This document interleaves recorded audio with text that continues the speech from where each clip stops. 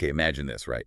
You're rushing someone to the hospital. Like every second is just an eternity. Oh, yeah. And it's a reality for millions of people. Cardiovascular disease is like the world's leading cause of death.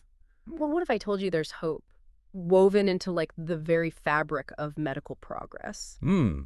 That hope, really, it lies in those countless hours, the meticulous research, the groundbreaking clinical trials Right. that have like reshaped cardiology as we know it. Think of it almost like a relay race, Yeah. against time. Each trial kind of passes the baton, pushing the boundaries of knowledge further, right? Yeah. And that's exactly what we're diving into today, right? I like it. So our source, landmark trials in cardiology, is like this treasure trove of those pivotal moments, right, that have changed patient care forever. We're talking high blood pressure, heart attacks, even the way we manage diabetes for a healthier heart. Exactly. It's Now- about understanding the evolution, the twists and turns, the aha moments that led to the treatments that we have today. And trust me, you'll be surprised at how much things have changed, all thanks to these trials. Let's start with hypertension.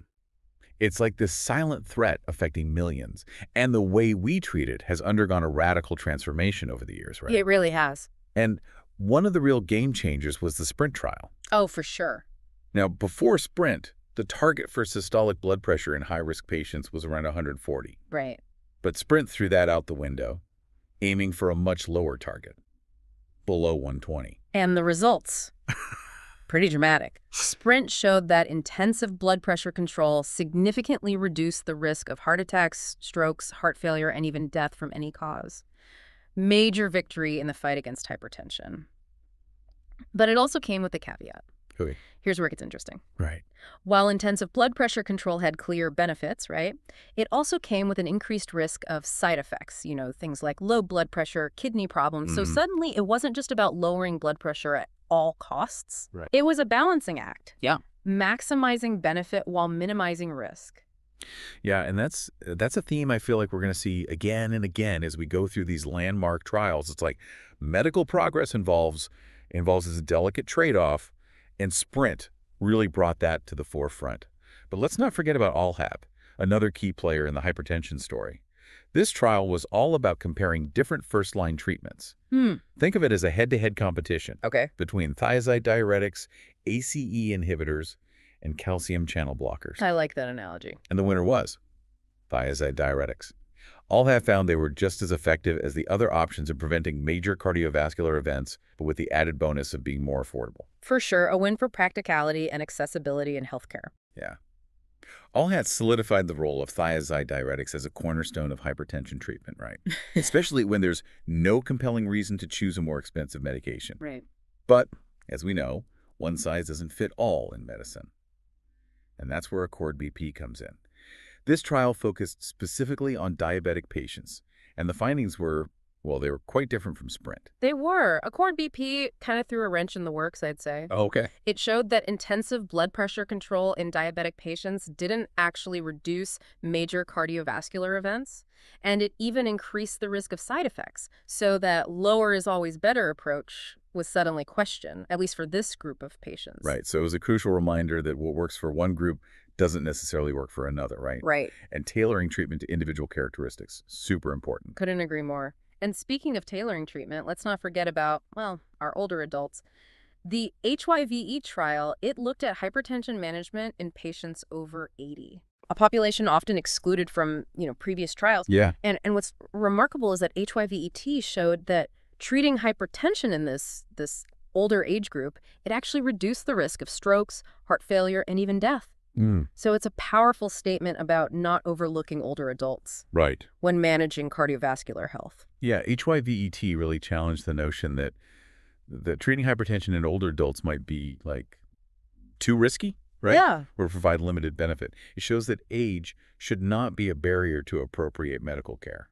Now, before we move on from hypertension, there's one more trial that's worth discussing, ASCOT-BPLA. This one focused on comparing two common classes of blood pressure medications, beta blockers and calcium channel blockers. Right. And the results showed that in hypertensive patients with additional cardiovascular risk factors, that the calcium channel blocker, amlodipine, It was actually more effective than the beta blocker etanol in reducing strokes, cardiovascular events, Wow. and even the development of new-onset diabetes. Huh. ASCOT BPLA reinforced the idea that individualizing treatment is key, It is. as different medications can have varying effects on different patient populations. Yeah. So we've seen how these trials, from SPRINT to ASCOT BPLA, have reshaped our understanding of hypertension management, emphasizing the need for personalized approaches Right. that consider individual patient characteristics and risk factors. 100%. So it's clear that hypertension isn't a one-size-fits-all condition, and thanks to these trials, we're better equipped than ever to tailor treatment and improve outcomes for patients. But hypertension is just one piece of the vast cardiovascular puzzle. Now let's shift our focus to a much more acute and dramatic scenario. Heart attacks, specifically ST segment elevation myocardial infarction, or STEMI. Oh, yeah. This is where time truly becomes of the essence. Every minute matters when someone's experiencing a STEMI, and the trials we're about to dive into have been so instrumental in shaping our response to these life-threatening events. Absolutely. Yeah. And one of the real pioneers in this area was the PAMI trial, which compared two main strategies for restoring blood flow to the blocked artery during a STEMI, Right. primary percutaneous coronary intervention, or PCI, Right. and thrombolysis.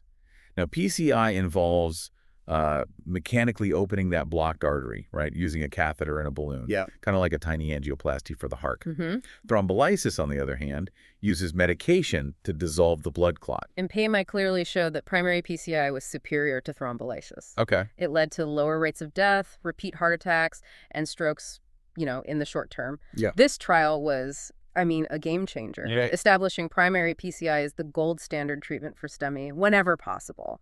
But what happens when immediate PCI isn't an option? Right. What if a patient is far away from a specialized cardiac center?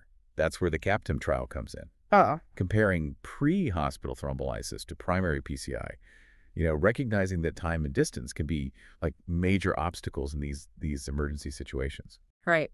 CAPTAIN found that pre-hospital thrombolysis was actually not inferior to primary PCI in terms of overall outcomes, but PCI still showed better results when the heart attack was more extensive. Okay. So the trial kind of highlighted that restoring blood flow quickly, no matter the method, is the top priority. Right.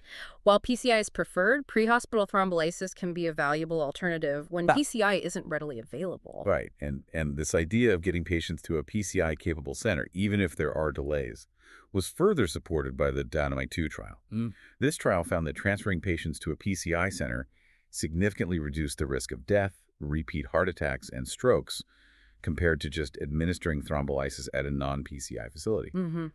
The message from Dynamite-2 was clear. When it comes to STEMI, getting the patient to a PCI-capable center, it's worth the effort, even if it means some delay in treatment. Long-term benefits of PCI outweigh the potential risks associated with transfer time. But what if the delay to PCI is longer than an hour? Is there a way to bridge that gap and improve outcomes? That's where the STREAM trial comes in. This trial explored the idea of combining pre-hospital thrombolysis with early PCI, sort of like a 1-2 punch, to maximize the chances of successful reperfusion. Okay. And STREAM showed that this combined approach, it was not inferior to primary PCI alone in patients who couldn't undergo PCI within an hour. This finding provided further support for using thrombolysis as a kind of like a bridge to PCI when necessary, Right. buying precious time for the patient. Absolutely. Yeah. And another trial, PROG-2, right, reinforced the importance of inter-hospital transfer for PCI whenever feasible. Right. This trial compared immediate thrombolysis to transfer for PCI. And, like Dynamite-2, found that transfer for PCI led to better outcomes, reducing the risk of death, repeat heart attacks, and strokes. These findings really highlight that paradigm shift, that occurred in STEMI management, with primary PCI firmly established as the preferred reperfusion strategy. But even with PCI, remember, there are ongoing advancements, And the medications and techniques used during the procedure. For example, the Horizons-AMI trial, it investigated the use of a specific antithrombotic medication called bivalirudin during primary PCI for STEMI. Antithrombotic medications like bivalirudin are used to prevent blood clots from forming. Right. So how did bivalirudin stack up against the standard treatment at the time? Well, Horizons-AMI found that bivalirudin was actually superior to the standard heparin plus GP-ibulia inhibitor regimen. Wow. It led to a reduction in bleeding complications and even a reduction in overall mortality. So this trial solidified bivaliridan's role as like a preferred antithrombotic agent during primary PCI for STEMI. Okay, speaking of antithrombotic agents, another trial that made a big splash in this area was Plato, which compared two different P2Y12 inhibitors, ticagrelor and the more established clopidogrel. Mhm. These medications work by preventing platelets from clumping together and forming clots.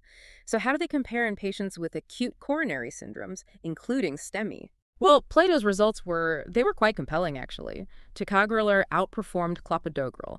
It reduced the risk of death from cardiovascular causes, heart attack, and stroke without increasing the risk of major bleeding. Mm. This trial kind of propelled ticagrelor into the spotlight, becoming the favored P2Y12 inhibitor for STEMI and other acute coronary events. Right. So we're seeing advancements not only in reperfusion techniques like PCI, but also in the medications used to like prevent further complications. Right. There's a multi-pronged approach to tackling STEMI and improving outcomes. Exactly. Now let's zoom in on a specific complication of STEMI that can be particularly dangerous: cardiogenic shock. Right. This occurs when the heart is so damaged that it can't pump enough blood to meet the body's needs. The culprit shock trial took on this challenge by comparing two approaches to PCI in STEMI patients with cardiogenic shock. You see, the traditional approach was to immediately adjust all blocked arteries, right? But culprit shock questioned that. They found that a more targeted approach, focusing only on opening the artery directly responsible for the heart attack, led to lower rates of death and severe kidney problems after 30 days. Wow. So in these very sick patients, a less is more approach seems to be like the better option, It did. at least initially. Yeah. It goes to show that constantly challenging assumptions and refining treatment strategies is crucial for progress. Yeah. But even when we're talking about the same procedure like PCI, technology is always evolving, right? Always. The examination trial looked at the role of drug-eluting stents compared to bare metal stents in primary PCI for STEMI. Now, drug-eluting stents, they're coated with medication that slowly releases over time, right? To help prevent the artery from re-narrowing, a common problem with bare metal stents. Right. And as you might expect, examination clearly demonstrated the superiority of drug-eluting stents. They significantly reduced the risk of stent thrombosis, which is when a blood clot forms within the stent, and also reduced the risk of major adverse cardiac events. So drug-eluting stents kind of became the go-to choice for STEMI patients undergoing PCI, Right. offering an extra layer of protection against future complications. Exactly. But the quest for improvement never ends, right? The ischemia STEMI trial took on the question of whether complete revascularization, meaning addressing all significant blockages, was better than culprit-only PCI in stable STEMI patients. Yeah. Those who weren't experiencing cardiogenic shock. Right. The trial found that complete revascularization actually led to a reduction in future cardiovascular events compared to just treating the culprit lesion. This provided evidence in favor of a more comprehensive revascularization strategy for stable STEMI patients during their initial hospitalization. So from PAMI establishing primary PCI as the gold standard to ischemia STEMI supporting complete revascularization in stable patients, we've seen this remarkable evolution in how we approach STEMI. Right. And it's all thanks to these dedicated trials. Absolutely. Each trial builds upon the last, refining our understanding and leading to better outcomes for patients. But our journey through landmark cardiology trials isn't over yet. Next, we'll explore a less familiar condition, hypertrophic cardiomyopathy, or HCM.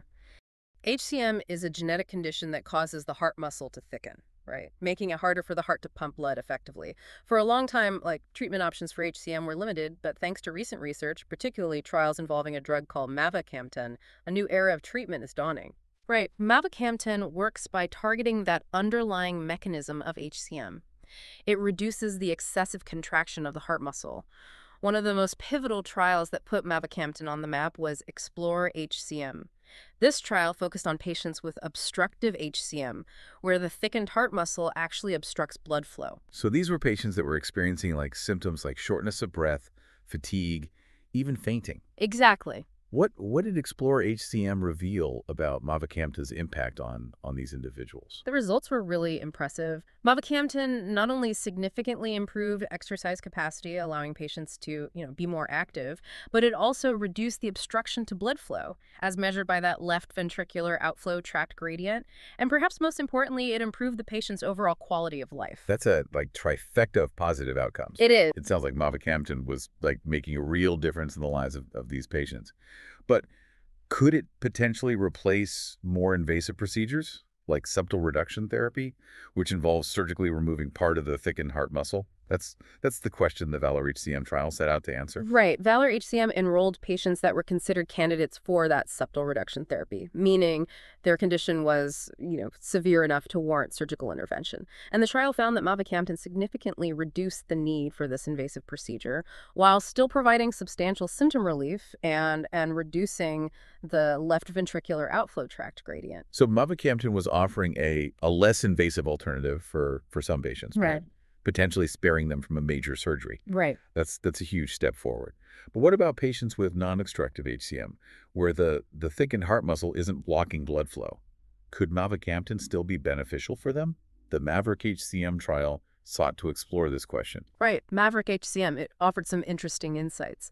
While the trial found that mavacamten did reduce markers of myocardial stress and fibrosis in non-obstructive HCM patients, suggesting, a potential benefit at the cellular level, the improvements in symptoms and functional capacity weren't as pronounced as in the obstructive form of the disease. So it seems like the role of mavacamten in non-obstructive HCM is still being defined. It is. And further research is needed to clarify its potential in this patient group.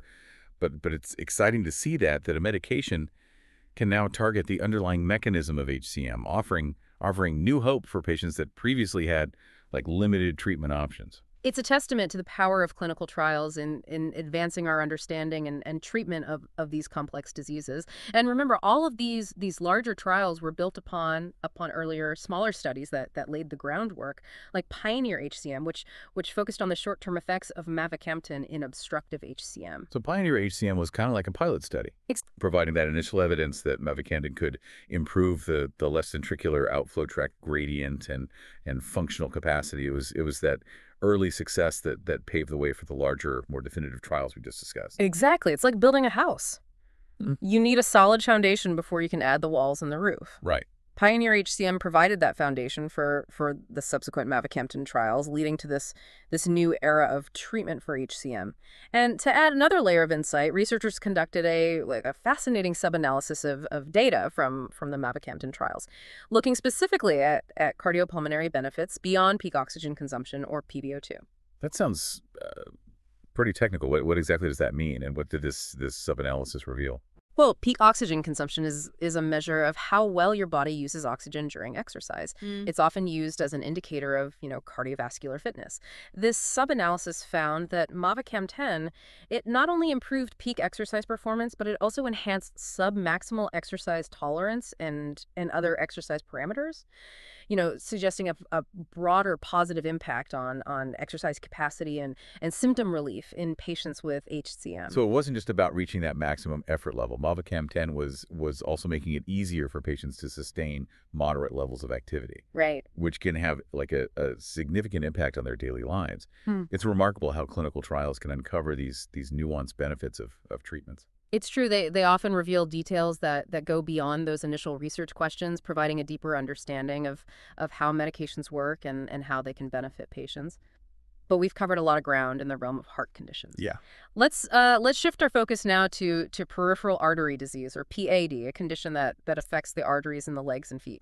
PAD is often caused by atherosclerosis, the same process that leads to blockages in the arteries of the heart, right? Right. It can cause pain and cramping during walking, known as intermittent claudication. And in severe cases, it can lead to critical limb ischemia, which can result in amputation if not treated effectively. So understanding how clinical trials have shaped PAD management is crucial for improving the lives of patients. Couldn't agree more. One trial that had a significant impact on PAD treatment is COMPASS. This study looked at the use of low-dose rivaroxaban, a blood thinner plus aspirin, compared to aspirin alone in patients with PAD.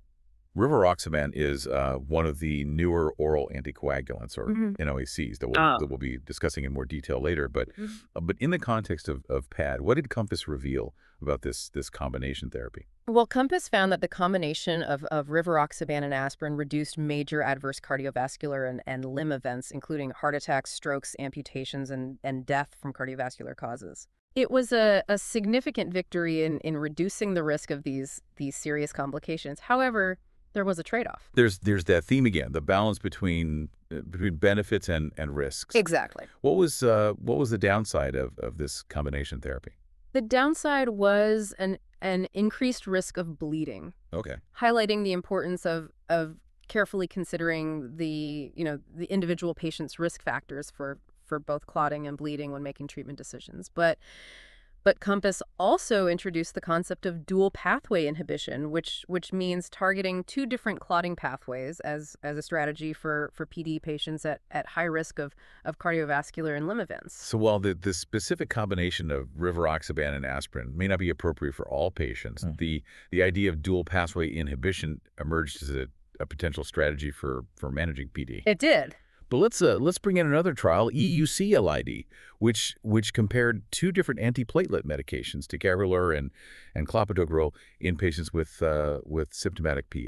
Right. UC-LID, unlike COMPASS, did not find a significant difference in cardiovascular outcomes between ticagrelor and clopidogrel. So clopidogrel remained the standard antiplatelet therapy for symptomatic PAD, at least for the time being. So we have COMPASS supporting dual pathway inhibition in high-risk patients, but UCID not showing a clear advantage for ticagrelor over clopidogrel. Right. It seems like the optimal antiplatelet strategy for PAD is still evolving. It is. And to further complicate matters, the PAPADAD trial challenged the routine use of aspirin in asymptomatic PAD patients, particularly those with diabetes. This trial found that aspirin did not reduce cardiovascular events in these patients, and adding antioxidants provided no benefit either. That's a surprising finding. So for patients with asymptomatic PAD, especially those with diabetes, the benefits of aspirin may not outweigh the risks. It really highlights the need for personalized treatment decisions based on the individual's specific characteristics and risk factors. Absolutely. Not everyone with PAD will benefit from aspirin therapy, and the decision to use it should be made on a case-by-case basis. Now, let's move away from medications for a moment and talk about another important aspect of PAD management: exercise.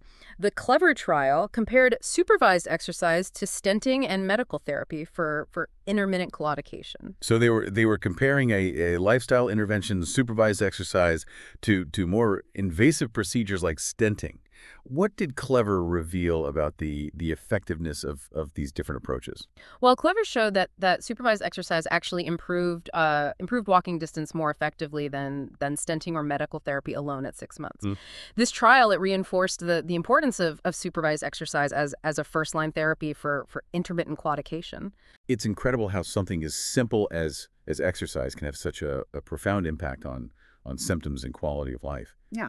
But what about those more severe cases of PA, like critical limb ischemia or CLTI, where revascularization procedures, either surgical or endovascular, are often necessary? Right. That's where the BEST CLI trial comes in. Okay. This trial provided valuable insights into the choice between open surgery and endovascular therapy for CLTI. It found that open surgery using a bypass graft was superior in patients with good saphenous vein availability, while endovascular therapy, which involves using catheters and balloons to open the blocked artery, was preferred for others. So the best approach for CLTI really depends on individual patient factors, like the quality of their veins. It's not a one-size-fits-all scenario. It's not. BEST CLI helped guide patient selection for revascularization procedures, ensuring that each patient receives the most appropriate treatment based on their individual anatomy and risk factors. But even after revascularization procedures, patients remain at high risk for complications, particularly cardiovascular events. So it's not just about fixing the blockage in the leg. It's about managing the underlying cardiovascular disease as well. Right. What have trials shown us about the best strategies for reducing cardiovascular risk in PAH patients? Well, the Casper trial, it looked at the use of dual antiplatelet therapy combining aspirin and clopidogrel after lower extremity bypass surgery. This trial found that dual antiplatelet therapy, it did not provide an overall benefit in these patients and actually increased the risk of bleeding. So it led to a more cautious approach to antiplatelet therapy after PDA surgery, with aspirin alone generally preferred. So while dual antiplatelet therapy has its place in managing PP, it's not always appropriate, especially after surgery. Right, and the REACH registry, a large observational study, really highlighted the high cardiovascular risk associated with PD. It found that PA patients had significantly higher rates of cardiovascular and limb events compared to patients with coronary artery disease or cerebrovascular disease. That's a sobering reminder that PA is not just a leg problem. Yeah. It's a systemic vascular disease that requires comprehensive management to reduce overall cardiovascular risk. 100%. And while we've made significant progress in PA treatment, research continues to explore new avenues, such as regenerative therapies using stem cells. The VOICE trial, for example, showed modest benefits of stem cell therapy in wound healing and amputation-free survival in PDA patients with limb ischemia. So stem cell therapy holds promise for the future of PED treatment, but more research is needed to fully understand its potential and refine its application. It's exciting to see these new frontiers emerging, offering hope for even more effective treatments in the future. But our exploration of landmark cardiology trials doesn't end here. Let's now venture into the realm where cardiology and endocrinology intersect: diabetes management. Oh, yeah. Diabetes is a major risk factor for cardiovascular disease, and clinical trials have been instrumental in refining how we approach diabetes care to minimize heart-related complications. Two of the most influential trials in this area are the DCCT and UKPDS. Okay. The DCCT focused on type 1 diabetes, while UKPDS looked at type 2 diabetes. Both trials demonstrated the importance of tight glycemic control, meaning keeping blood sugar levels as close to normal as possible in reducing the risk of long-term complications. So these trials really established the foundation for modern diabetes management, emphasizing the importance of blood sugar control. Yeah. What were some of the specific findings that shaped clinical practice? Well, the DCCT specifically showed that intensive glycemic control in type 1 diabetes significantly reduced the risk of microvascular complications, such as retinopathy, which affects the eyes, and nephropathy, which affects the kidneys.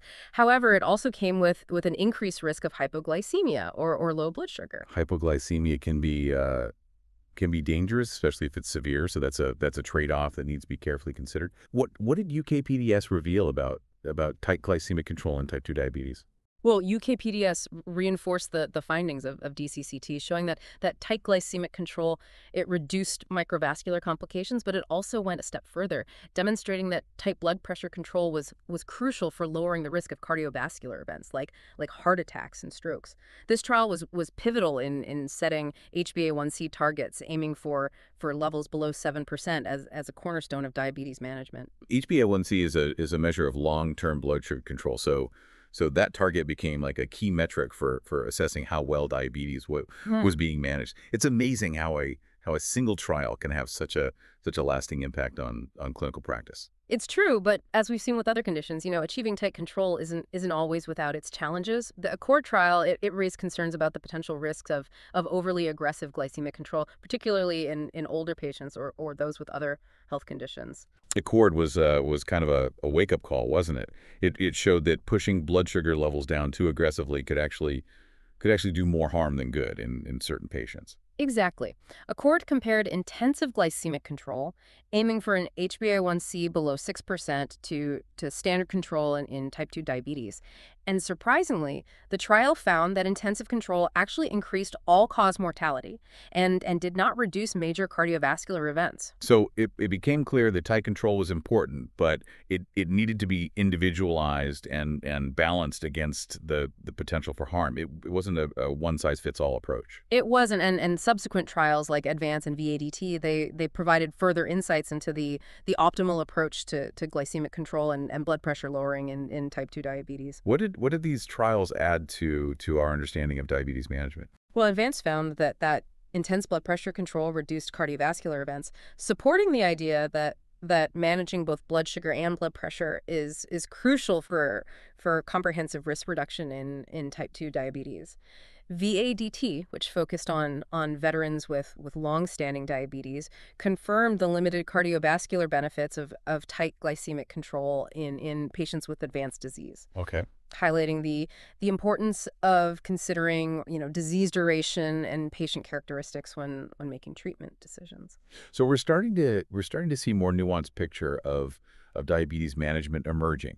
Moving away from a rigid focus on tight control to a more personalized approach that considers the individual patient's needs and risks. Right. But what about new medications that have emerged for diabetes management? Right. Could they offer additional cardiovascular benefits beyond simply lowering blood sugar? That's where the story gets really exciting. Okay. The MPA-REG outcome trial, it marked a turning point in our understanding of diabetes medications and their impact on heart health. MPA-REG outcome was a game changer, wasn't it? Yeah. It really shifted the paradigm of what we expect from diabetes medications. What was it about this trial that made it so groundbreaking? Well, MPA-REG outcome evaluated empagliflozin, an SGLT2 inhibitor in type 2 diabetes patients with established cardiovascular risk.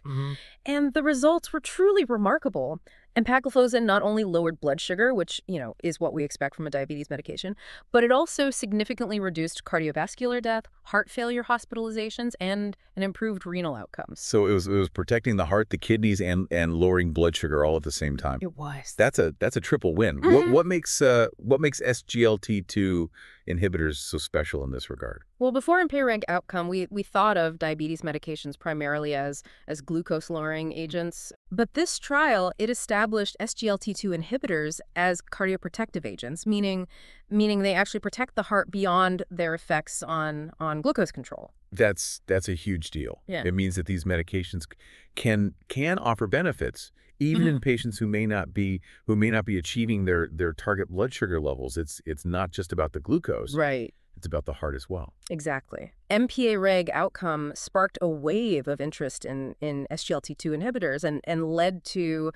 their increased use in diabetes patients with high cardiovascular risk. But as with any medication, they're not without their potential downsides. The Canvas trial, which also investigated an SGLT2 inhibitor called canagliflozin, confirmed those cardiovascular benefits, but also revealed an increased risk of lower limb amputations. That's a serious side effect that Yeah. needs to be carefully considered. So it's about weighing the potential benefits against the possible risks and making informed decisions based on the individual patient's situation. Couldn't agree more. And another class of diabetes medications, GLP-1 receptor agonists, also showed promise in reducing cardiovascular risk.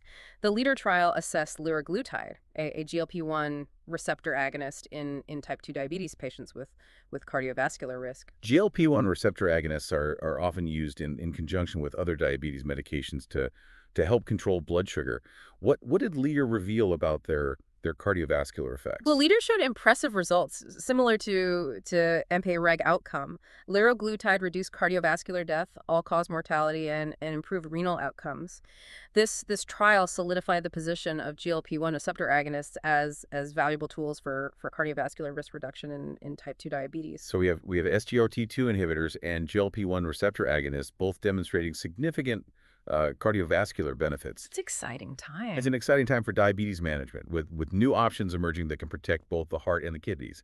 But the story doesn't stop there. It doesn't. The DPHF trial took the concept of SGLT2 inhibitor benefits a step further by studying dapagliflozin in heart failure patients with reduced ejection fraction, regardless of whether they had diabetes or not. Right. DPHF expanded the scope of SGLT2 inhibitor use, beyond diabetes, demonstrating that dapagliflozin, it reduced heart failure hospitalizations and cardiovascular death, even in patients without diabetes.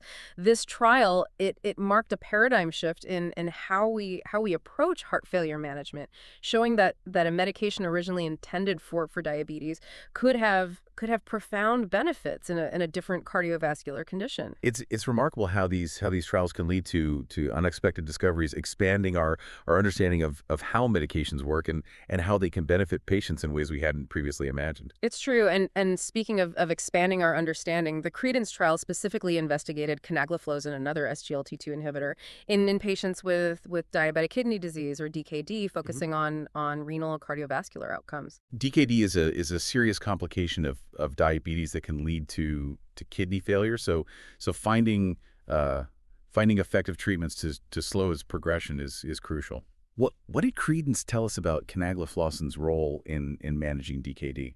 Well, Credence reinforced the renal protective effects of SGLT2 inhibitors, showing that canagliflozin not only reduced the progression of kidney disease, but it also lowered the risk of cardiovascular events in these patients. Oh, This trial solidified the importance of SGLT2 inhibitors in managing DKD and protecting both the heart and the kidneys.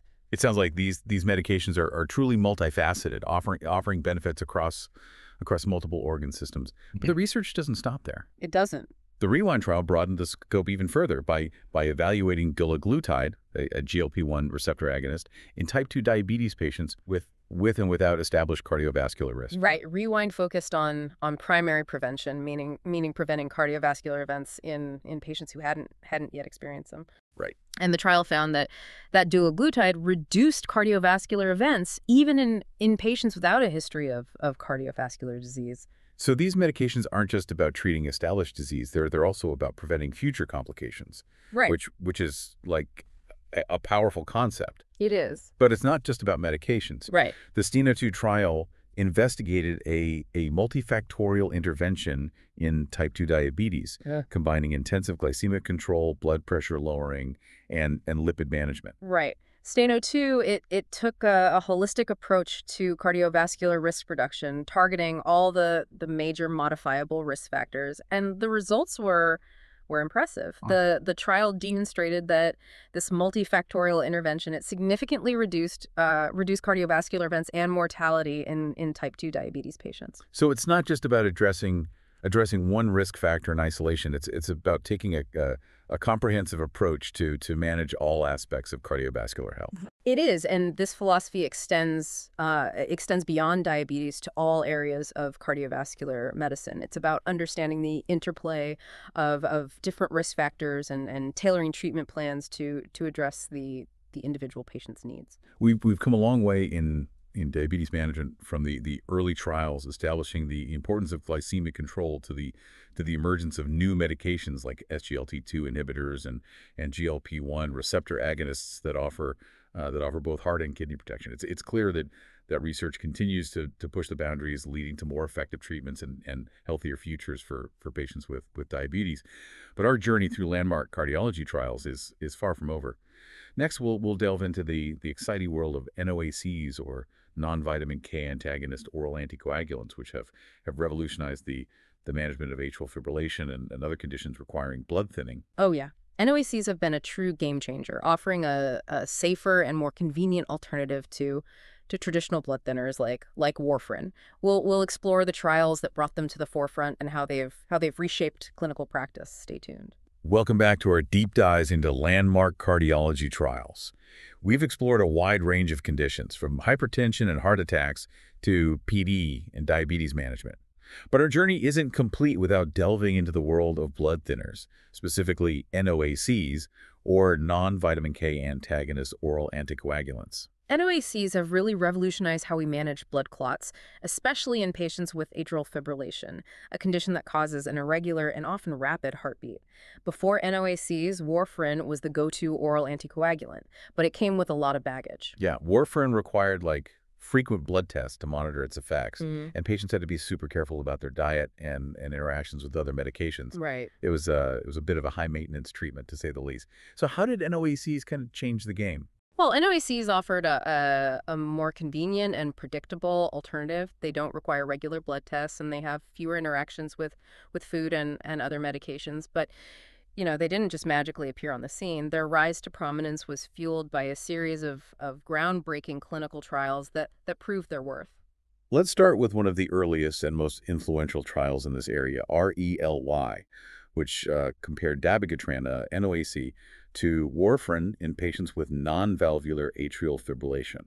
RLI was a pivotal trial that really set the stage for NOACs. It tested two different doses of dabigatran, 110 milligrams and 150 milligrams twice daily against warfarin.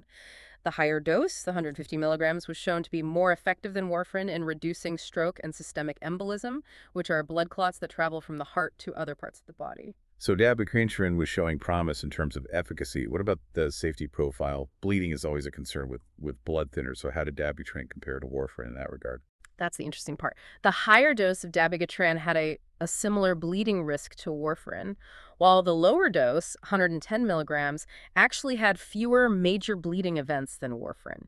So there was a trade-off between efficacy and bleeding risk, depending on the dose. So RELY introduced dabigatran as the first NOAC approved for stroke prevention in atrial fibrillation, Right. offering a viable alternative to warfarin. Exactly. And this kind of opened the floodgates for other NOACs to enter the arena. It did. Another important trial, Rocket-AF, compared rivaroxaban, a once-daily NOAC, to warfarin in non-valvular atrial fibrillation. A once-daily medication is always a plus for patient convenience. Mhm. What did Rocket-AF reveal about rivaroxaban's performance compared to warfarin? Well, Rocket-AF showed that rivaroxaban was non-inferior to warfarin for stroke prevention, meaning it was just as effective.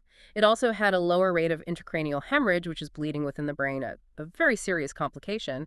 However, it did have a slightly higher risk of gastrointestinal bleeding. So rivaroxaban emerged as an effective once-daily NOAC, particularly for high-risk patients. Right. But with that caveat about potential gastrointestinal bleeding. And then we have Aristotle, a trial that compared apixaban, another NOAC, to warfarin in non-valvular atrial fibrillation. Aristotle was a landmark trial. It really solidified apixaban's position as a leading contender in the NOAC space.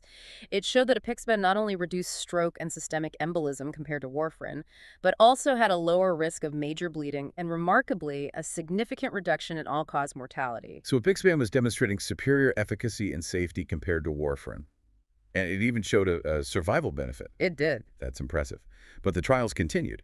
Engage-AF-TMI-48 compared edoxaban, another NOAC, to warfarin, adding to that growing body of evidence for this new class of medications. Right. Engage-AF-TMI-48 showed that edoxaban at a dose of 60 milligrams twice daily was non-inferior to warfarin for stroke prevention, had significantly less major bleeding, and like apixaban, also showed a lower rate of cardiovascular mortality.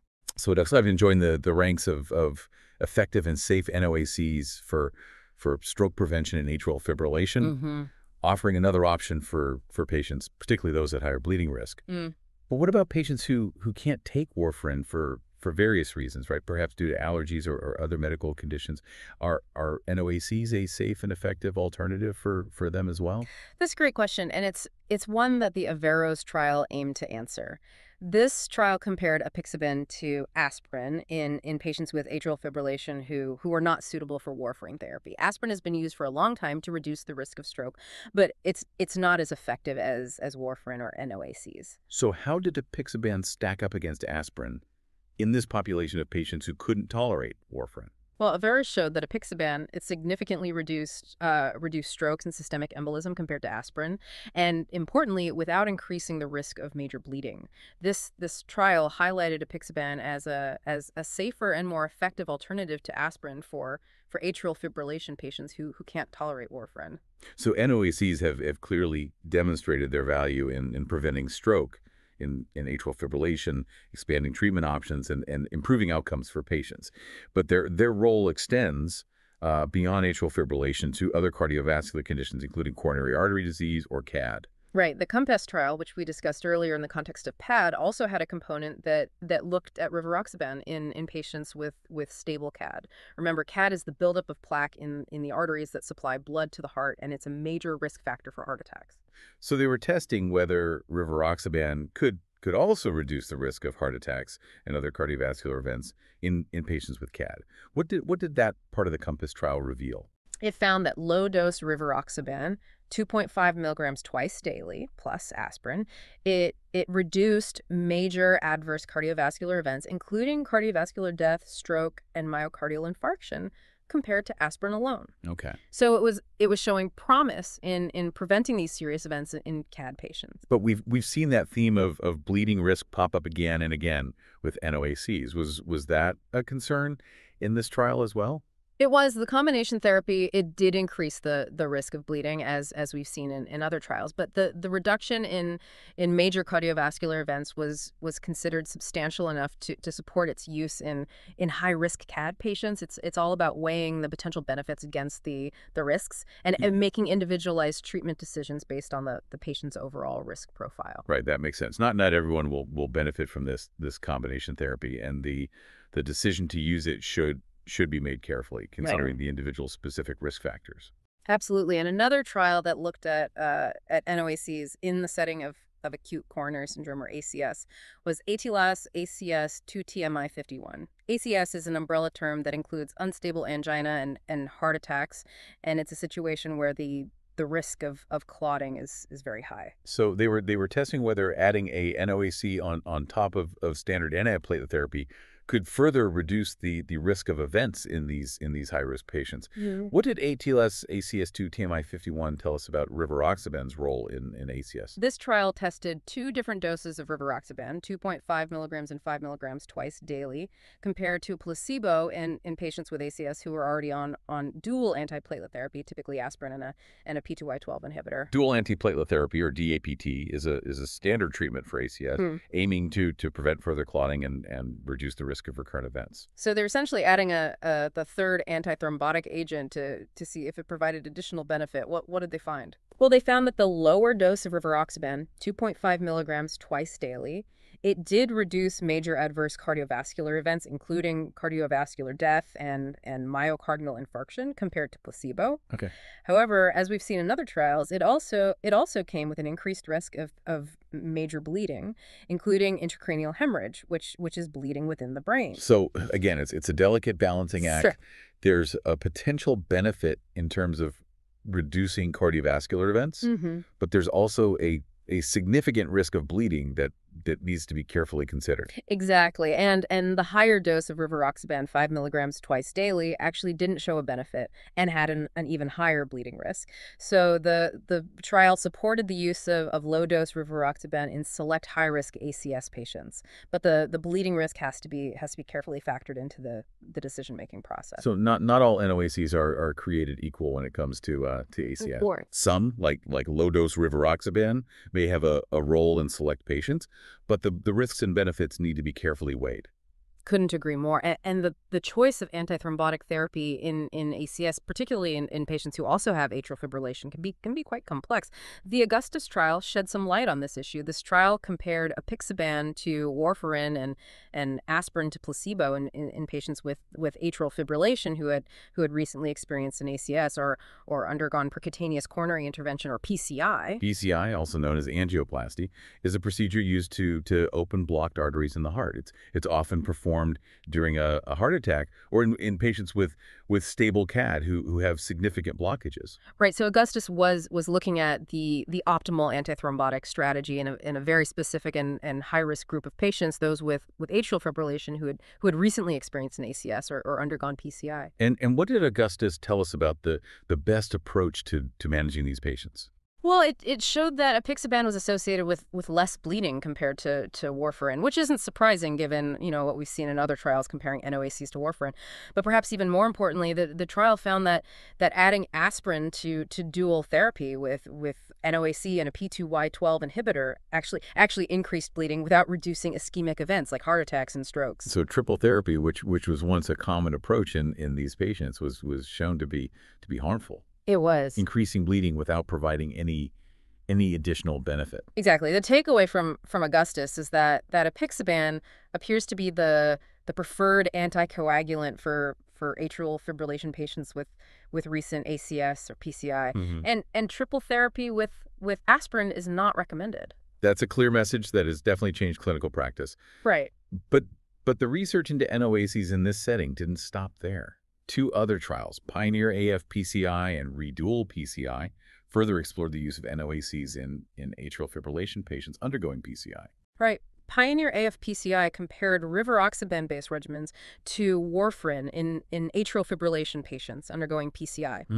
The trial found that rivaroxaban led to less bleeding compared to warfarin, with similar efficacy in preventing thromboembolic events. So rivaroxaban emerged as a safer alternative to warfarin for atrial fibrillation patients needing anticoagulation after PCI. Exactly. And redual PCI, it compared dabigatran dual therapy, meaning dabigatran plus a P2Y12 inhibitor, to triple therapy with warfarin, aspirin, and a P2Y12 inhibitor in atrial fibrillation patients after PCI.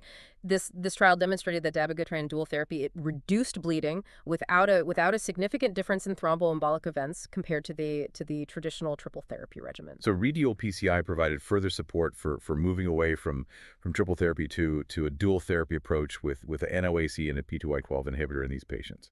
It did. These trials have really helped refine our understanding of the optimal antithrombotic strategy for atrial fibrillation patients with ACS or who have undergone PCI. It's incredible how these trials have shaped clinical practice Yeah. and led to Right. more effective and safer treatment strategies. It's true, and the European Society of Cardiology, or ESC, has incorporated these findings into their guidelines for managing CAD, PAD, and atrial fibrillation.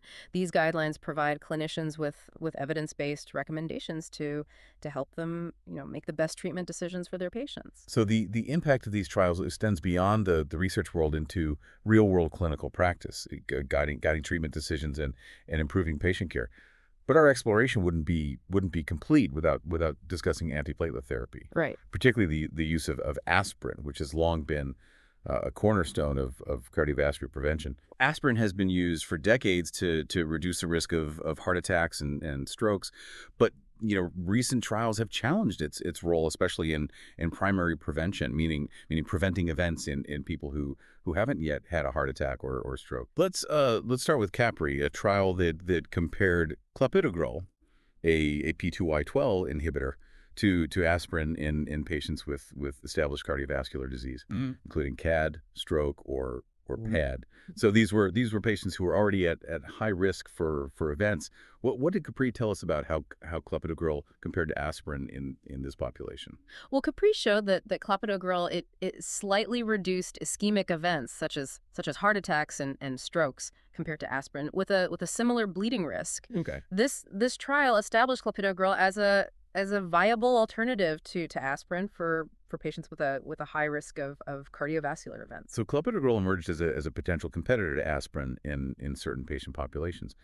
But the story to antiplatelet therapy, it doesn't end there. It doesn't. The CRE trial evaluated the concept of dual antiplatelet therapy, or DTT, using clopidogrel plus aspirin versus aspirin alone in patients with acute coronary syndrome without ST segment elevation or NST-ACS. Right. CURE was a landmark trial that really cemented the role of DIAC-T in ACS management. It showed that adding clopidogrel to aspirin, it significantly reduced cardiovascular events compared to aspirin alone, although it also increased the risk of bleeding. So again, we see that theme of balancing the benefits of preventing clots with the risks of bleeding. It's a constant consideration in antithrombotic therapy. And the benefits of daprin were further supported by the Clarity TIMA-28 trial, which investigated clopidogrel plus aspirin versus aspirin alone in STEMI patients who were treated with thrombolysis. This trial showed that dabir reduced the risk of recurrent myocardial infarction and death, supporting the use of clopidogrel in STEMI patients receiving thrombolysis. Right. DFTP became a standard of care for various forms of ACS, both with and without ST segment elevation. But the search for even more effective antiplatelet agents continued.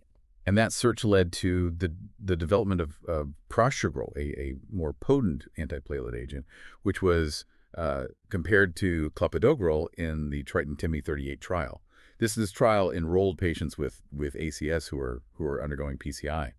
What did Triton-TIMI-38 reveal about prasugrel's effectiveness and safety compared to clopidogrel? Well, the trial showed that prasugrel was more effective than clopidogrel in reducing cardiovascular events, including heart attacks, strokes, and stent thrombosis. However, as we often see with more potent antithrombotic agents, it also carried a higher risk of bleeding, particularly in high-risk groups, such as patients with a history of stroke. So while prasugrel offered greater protection against clots, it also came with a higher bleeding risk, requiring careful patient selection. It's about finding that sweet spot where the benefits outweigh the risks for the individual patient. Exactly. And another potent antiplatelet agent, ticagrelor, was compared to clopidogrel in the Plato trial, which we discussed earlier in the context of STEMI.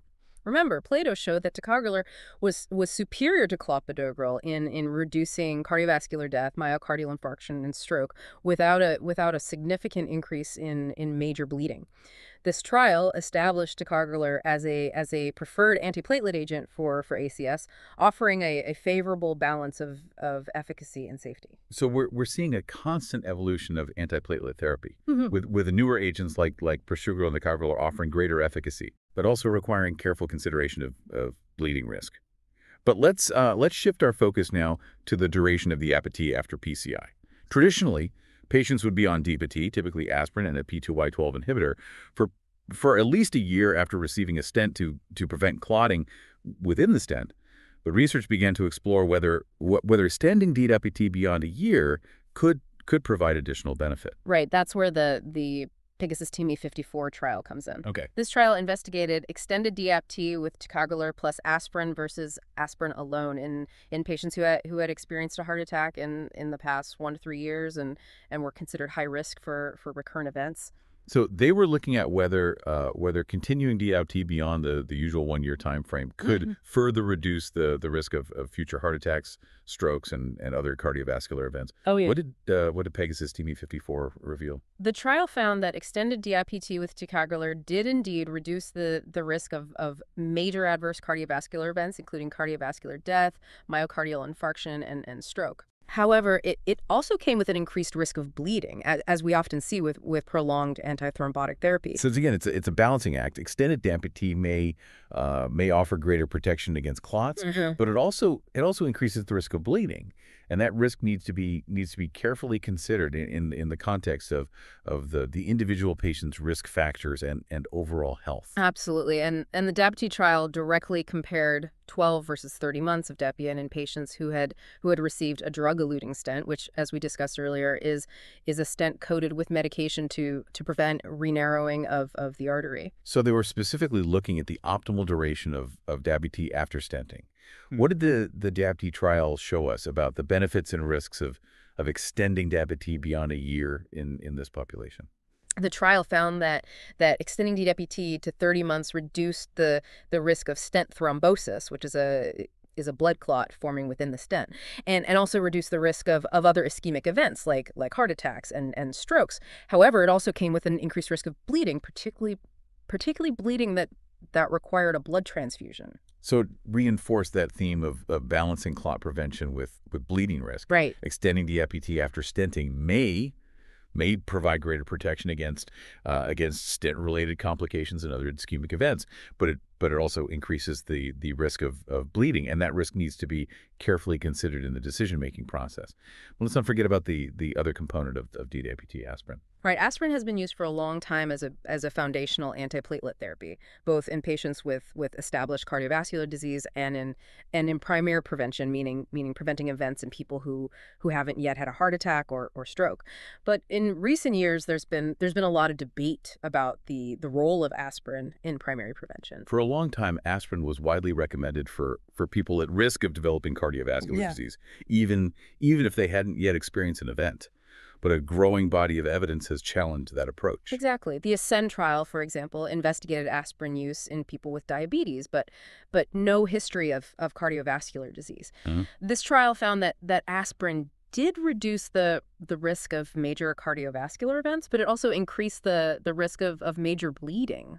So there was no overall net clinical benefit to aspirin use for primary prevention in this population. Yeah. The risks of bleeding essentially canceled out the benefits of preventing clots. That's right. Ascend really questioned the routine use of aspirin in people with diabetes, emphasizing the need for individualized risk-benefit assessment. It's not a one-size-fits-all approach. And another trial, ARRIVE, evaluated aspirin in moderate risk individuals without diabetes or known cardiovascular disease.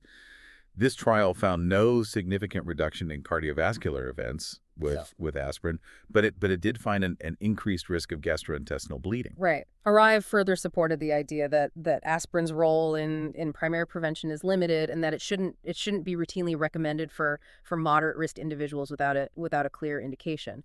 And then we have the ASPRI trial, which focused on a different population, healthy elderly adults aged 70 years or older who did not have cardiovascular disease. So they were looking at whether aspirin could prevent cardiovascular events in older adults who were otherwise healthy. What did ASPRI reveal? Well, ASPRI found no cardiovascular benefit to aspirin in this population. In fact, aspirin use was associated with an increased risk of bleeding and a higher risk of all-cause mortality, primarily driven by cancer deaths. That's a pretty significant finding. It is. Suggesting that aspirin may actually be harmful in healthy elderly individuals. Exactly. And these findings, along with other trials like the Physicians' Health Study and the Women's Health Initiative, have led to a significant shift in how we view aspirin's role in primary prevention. The ESC guidelines now reflect this shift, recommending against aspirin use in low-risk individuals, suggesting it may be considered selectively in intermediate-risk individuals after careful assessment of the risks and benefits, and advising cautious use in high-risk individuals after thorough evaluation of bleeding risk. Right. These guidelines highlight that aspirin is no longer a one-size-fits-all approach to primary prevention. The decision to use aspirin should be made on an individual basis, carefully weighing the potential benefits against the risks. It's a reminder that medical decisions are often complex and need to be tailored to the individual patient's circumstances. There's no magic bullet, right? And what works for one person may not work for another. Absolutely, and this principle applies to all areas of cardiology, not just antiplatelet therapy. It's about understanding the nuances of each patient's situation, their individual risk factors, their medical history, their lifestyle, and their values and preferences, and then developing a personalized treatment plan that aligns with those factors. We've covered an incredible amount of ground in this deep dive into landmark cardiology trials. We've seen how research has transformed our understanding and treatment of hypertension, heart attacks, HCM, PAD, diabetes, and blood clotting disorders. It's truly remarkable how far we've come in improving the lives of patients with cardiovascular disease. It's been a fascinating journey, hasn't it?